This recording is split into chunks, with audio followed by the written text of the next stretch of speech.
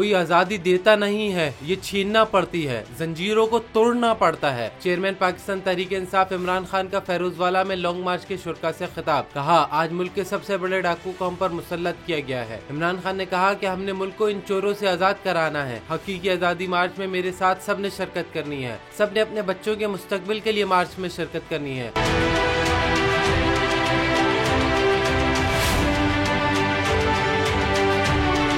Chairman PTI ने कहा कि आजादी कोई प्लेट में रखकर नहीं देगा, इसके लिए जद्दोजहद करना होगी। हम हकीकी आजादी की जंग लड़ रहे हैं।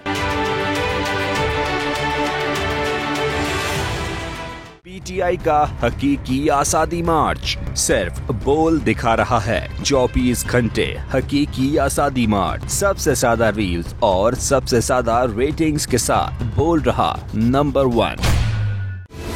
सबसे बड़ी कवरेज, सबसे बड़े पैनलिस्ट, हमने तो बड़ी पीएमएलएन के वार सहे, वो भी बिला वजह। सबसे ज्यादा रिपोर्टर्स। इलेक्शन कमीशन की जानिब से कोई इंतजाम इतने अच्छे तरीके से नहीं किए गए।